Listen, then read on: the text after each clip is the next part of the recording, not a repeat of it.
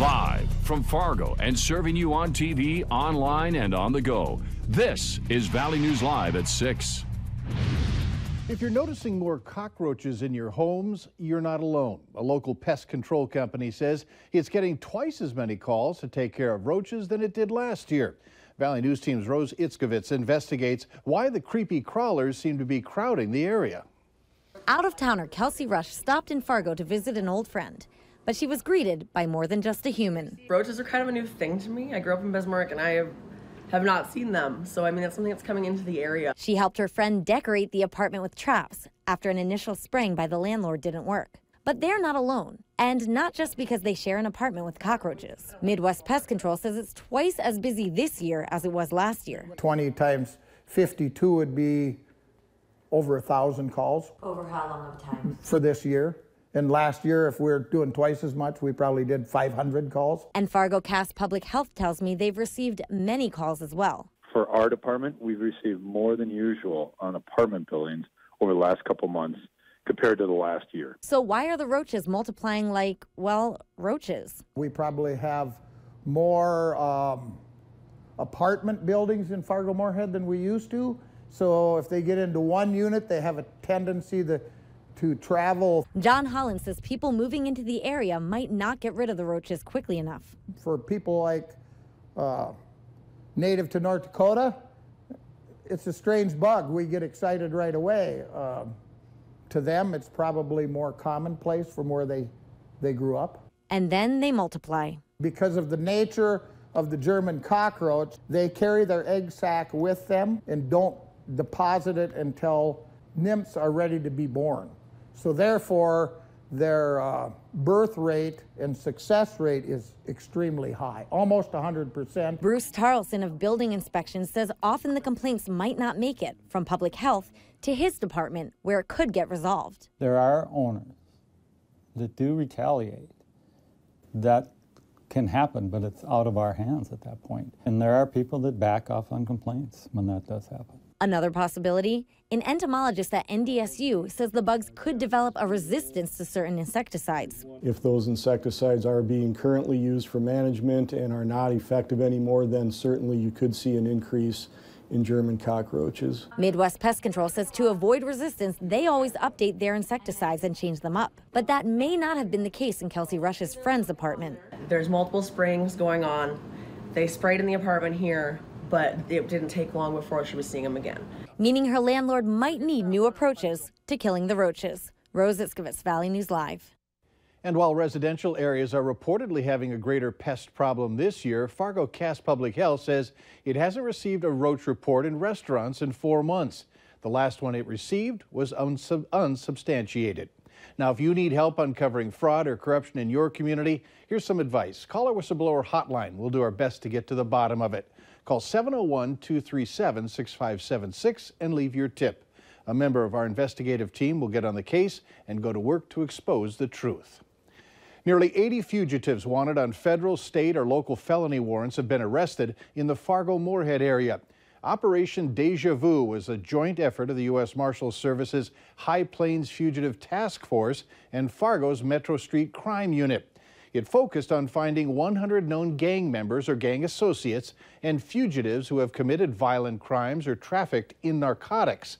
57 of the 79 arrests were done in the Fargo-Moorhead area, including Grand Forks. 2 others were arrested in Florida. It's estimated that there are approximately 425 gang members or associates representing 47 gangs in the FM area. 3 people are in jail after a bust in the Southern Valley turned up about $17,000 worth of drugs. A drug task force executed the search warrant in South Wahpeton Tuesday. 28-year-old Cody Freitag, 26-year-old Chelsea Jensen, and 30-year-old Aaron Rodriguez were arrested on drug charges. The search turned up 2 pounds of marijuana, 20 grams of meth, and a gram of heroin. Police say the drugs have a street value of approximately $17,000. All 3 individuals were taken to the Richland County Correctional Facility in Wahpeton. Shanley High School went into a series of lockdowns today. In a message to parents this afternoon, the principal there, Sarah Crary, described them as lockdown continue instructions. That's a lockdown where classes resumed. McCrary says that no one was in danger to the students and that they needed to control traffic in the hallways in order to look into a confidential issue. The U.S. Senate is debating a historic Republican-written tax code overhaul. Counselor to the president, Kellyanne Conway, spoke with Point of View host Chris Berg about some concerns about the plan. GOP leaders claim the bill is going to benefit the middle class, but independent analysis confirms the biggest cuts would go to those who make more than $1 million a year. Democrats blasted the legislation as a special interest giveaway to the wealthy and corporations.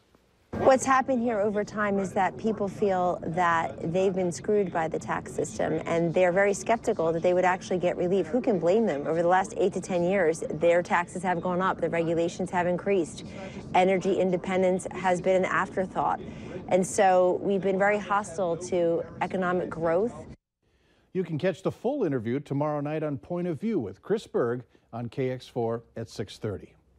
Still breezy today, but it's better than the past 2 days. Hutch, where are we headed tonight?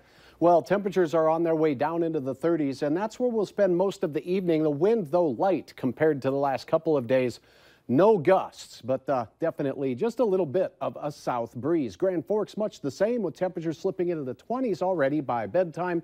It looks like a chilly overnight.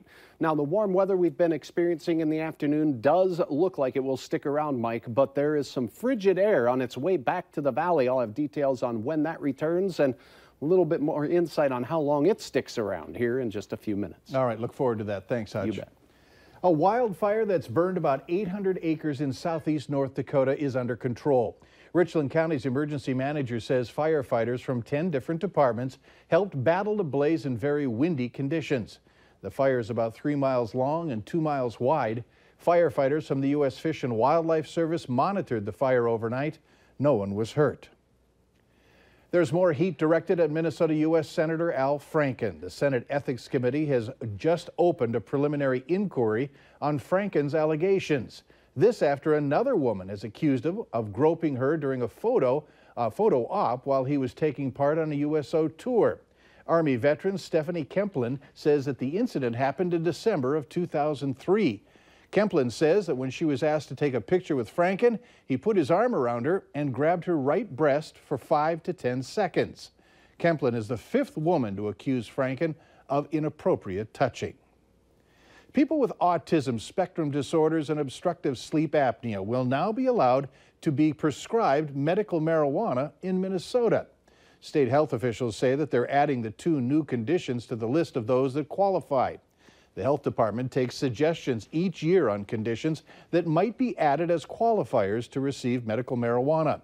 A citizens review panel and health department staff consider each condition. Some of the rejected suggestions this year were anxiety, dementia, and Parkinson's disease. Later on Valley News Live at 6, police put together a video that they hope will bring the community closer together. Up next, not what she bargained for, the trouble that a local woman is having trying to get a service dog.